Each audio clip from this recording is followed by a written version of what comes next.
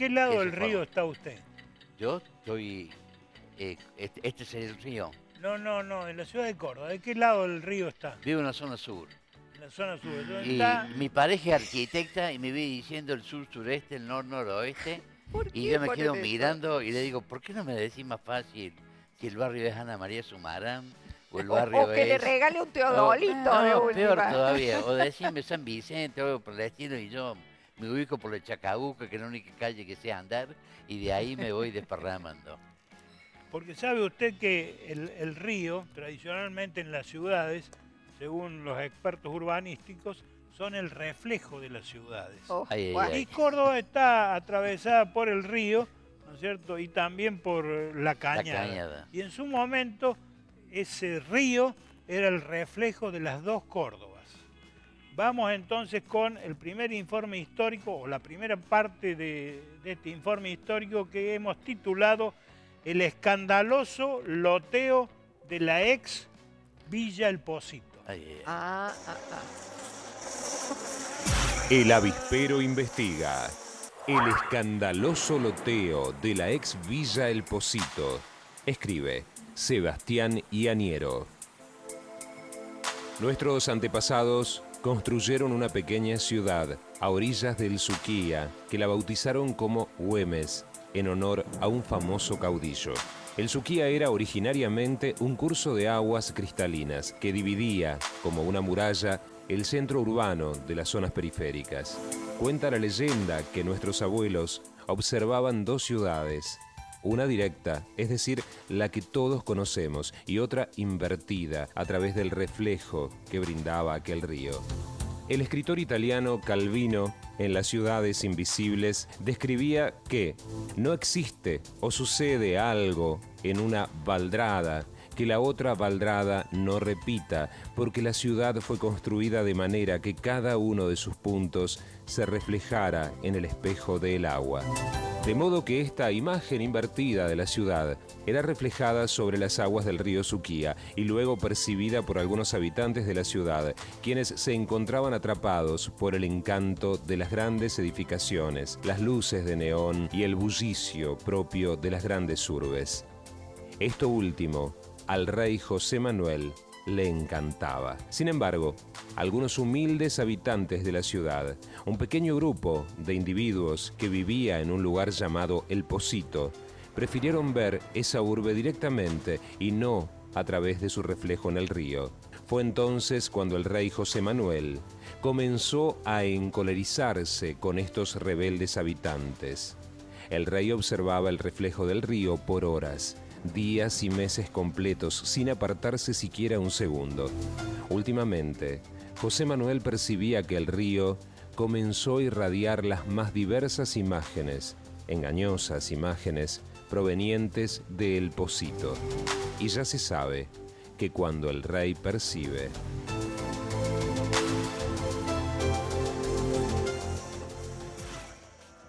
Cuando el rey, cuando el rey percibe, quiere decir que hay algún negocio dando vuelta y efectivamente se trata de un tema aún no terminado y en realidad no aclarado, ¿no es cierto?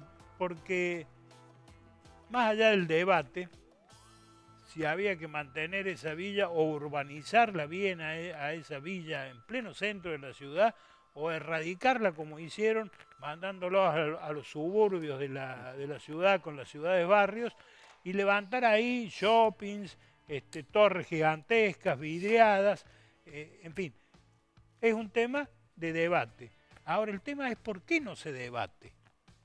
¿Sabe por qué no se debate? Porque Córdoba tiene el peor periodismo del mundo. Y ya veo cómo me está mirando feo nuestra invitada Mirta Iriondo. El peor periodismo del mundo lo tiene Córdoba, lo cual no significa que tenga los peores periodistas, sino el peor periodismo del mundo. ¿Por qué digo esto? Porque en Córdoba todos los debates trascendentes han sido invisibilizados, ocultados, ninguneados por la prensa de Córdoba. Entre ellos este debate, nada más y nada menos que el corazón de la ciudad. Estamos hablando de la zona de Güemes, ¿no es cierto? No hubo debate.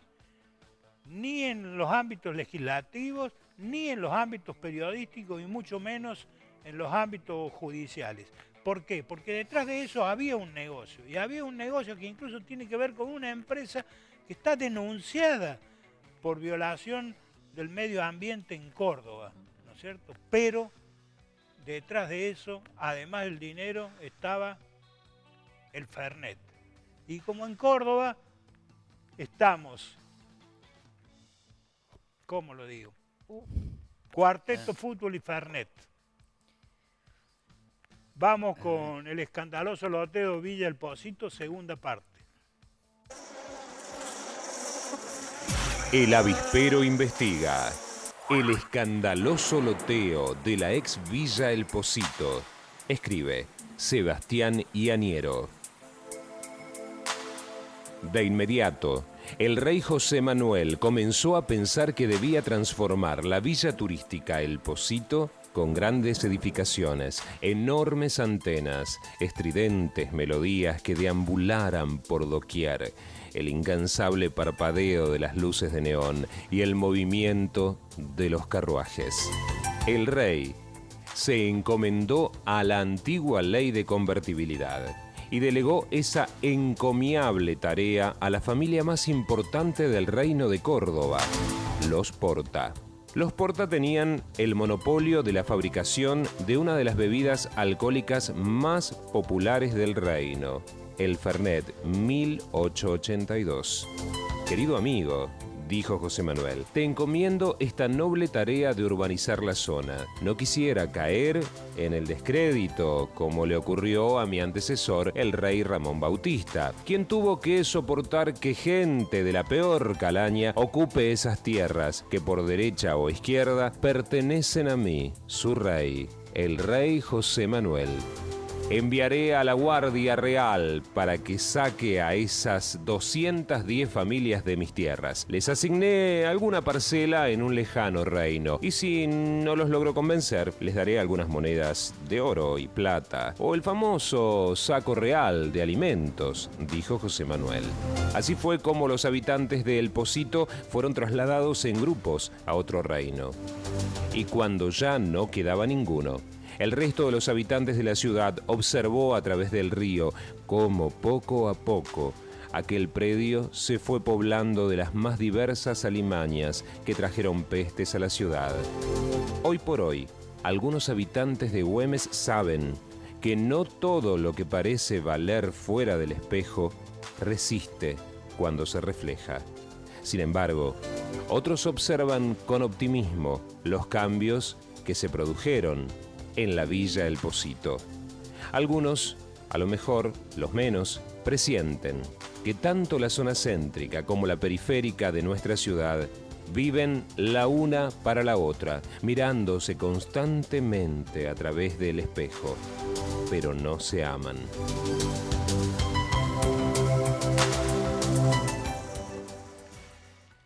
Bueno, Yo quisiera aportar dos palabras sobre esto. no me haga enojar. Le da, no, mire le, que le da le voy a mucha, contestar, ¿eh? mucha importancia a José Manuel de la Sota y se olvida un poco del papel que le cupo a Angelo en esta Y en esta ya, villa. ya Angeló con el patio Olmo ya tiene recontra Pero es que sobra, todo esto ¿eh? empezó Cupo. con José Caferata Nores, que fue ministro de Desarrollo Social de Angelos y quiso trasladar estas 200 familias. Y es un hecho que me toca bien de cerca porque la iban a trasladar exactamente a 50 metros de mi casa. Había un predio importante que después se construyó una iglesia y un par de canchas de fútbol y de pádel, pero iban a ir las 200 familias a vivir cerca de mi casa. Y esto que se construyó la iglesia, no es que se construyó, ya estaba la iglesia, sino que ahora se expandió. Y los mismos feligreses que iban a la iglesia pusieron el grito en el cielo y no querían saber nada de que fueran estas 200 familias, lo cual produjo de que el cura, que era un cura excelente, dijera, pero ¿cómo es esto? Le estás negando el derecho a que estas 200 familias crezcan. Este es un barrio que tiene agua, que tiene cierta medida de seguridad, que tenemos transporte, tenemos colegios, tenemos farmacia. Es decir, estoy en la zona sur y ese barrio tenía todo lo que le podía hacer falta a estas familias. Y no que los trasladaron, como después hizo Manuel de la Sota, a estas ciudades barrios que las llevó a lugares donde no había absolutamente nada de lo que he contado. Hoy justo es el día de San José, así que miren la cantidad de José que estamos dando vuelta acá. José Manuel de la Sota, José Caferata Nores, y la foto que puso usted ahí era foto de José Porta, hijo del viejo Porta que también se llamaba José.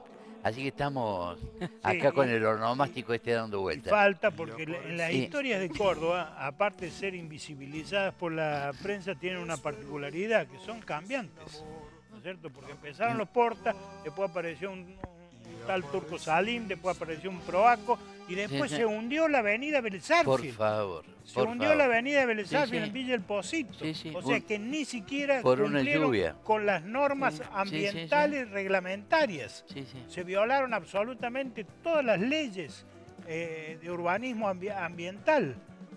Absolutamente todas. Hace poco se hundió la avenida Belezarfield. Sí, sí, ¿Cierto? tuvimos Y alguien casi del 2 perio- meses quedó paralizada alguien del esa parte. periodismo investigó Nadie, por qué. nadie. Investigó Y qué él- intendentes firmaron esas cuestiones ambientales que no existieron, ¿no es cierto? Y además alguien investigó. ¿Usted cree que en Estados Unidos, el país de la libertad, según los yanquis, usted puede levantar torres y edificios sin que el Estado sepa quién es y de dónde sale la plata? Acá alguien pregunta cuando aparecen torres de la noche a la mañana de dónde salió la plata. ¿De Y dónde la 200 lavaron? 200 ¿O de qué locales delito comerciales o de hay. qué corrupción salió la plata? ¿No es cierto? ¿O de qué evasión salió el dinero? Y el tiempo que estuvieron sin hacer nada, Entonces, yo esperando pre- que la municipalidad les Sí. permitiera construir en altura una cantidad de metros cuadrados que estaban Yo interdictados por la... desafío, por las Mucho camarada, negocio inmobiliario. hay, mucho, demasiado. desafío a las autoridades municipales que me digan quién es el dueño hoy de Villa El Pocito. El verdadero. No el que, Bueno. el que hicieron figurar. El verdadero. Bueno, ¿Está? podemos hacer una apuesta ahora que está tan de moda estas apuestas online. Mira, acá somos 4, pongamos 500 pesos cada uno.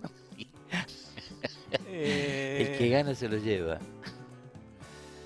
Bueno, Hablando- pero disculpe, el objetivo Sí. de mi interrupción en este informe era de que lo cargaron demasiado a José Manuel de la Sota, que tuvo su cuota, su aba parte, pero esto comenzó en la época de Angelos, eso lo tengo bien claro, porque me tocó a mí ser parte del grupo de vecinos que apoyamos de que fueran esta gente a... Pero Usted escúcheme. no tendrá unos locales y unos departamentos. No, por ahí. Ya nos favor, vamos a ocupar por de, favor. de Angeló, pero si por Angeló fuera, hubiera hecho un shopping en el edificio del Carbó también. Pero Ajá. estuvo así, ¿eh? Él Sí. y el otro José Caferata estuvieron así, ¿eh? Ojo. Fue Pero- tan alevoso lo del patio Olmo que lo del Carbó medio que pararon la mano. Pero también iban por el Carbó, se iban a cargar todo Córdoba. La diferencia es que Tendría José un Caferata shopping en Nores la puerta. iba a las reuniones de los vecinos. Ujú. Y eran reuniones que había 80 personas, 100 personas. Nunca el barrio se movilizó por otro tema como este, que era de que los habitantes de Villa El Pocito iban a estar ahí en nuestra gira. Sí, y Y, en honor a la y- verdad le voy a hacer una confesión personal. En uno de los programas de esa época que producíamos en Audiovisión, hicimos fuertísimas críticas contra Caferata Nores, sobre todo vinculadas a la justicia. ¿tá? Al día siguiente me tocó el timbre él en persona acá en el estudio, pidió hablar conmigo y pidió responderme personalmente y fuera de cámara a todas las acusaciones que le habíamos hecho, cosa que seguimos manteniendo en el tiempo y aún ahora. Pero,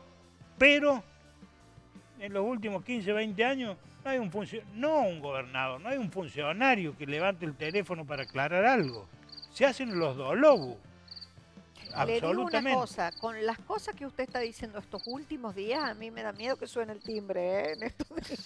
No, Timbre, para usted Zapata. No, Bueno. no, olvídese. ¿No? No, olvídese. Mire. ¿Y sabe por qué no suena el timbre? Porque son cagones. No, nada. ¿Por qué? Eso sería lo de menos, porque además para ser cagón hay que tener cierta sensibilidad y cierta moral, ¿no es cierto? Cuando no hay sensibilidad y no hay moral, no hay posibilidad que sean cagones. Pero ¿sabe por qué? Porque están absolutamente convencidos, todos los del poder, los unos y los otros, ¿no es cierto?, de que hay impunidad. De hecho, la hay. ¿Tá? Entonces, cuando uno dice lo que dice, en el poder sabe que dicen, no, quede tranquilo, no mueve el amperímetro. Esto, ¿Tá? Pero, acuérdese, camarada, y Mirta y Alejandrina, que el 3 veces gobernador de la isla, Eduardo César Argento, se sentó en el banquillo de los acusados por haber comprado a través de prestanombres la radio LB2. Radio Mirta, que se acaba de reinaugurar. De la misma forma. Más o menos de la misma forma. ¿Tá?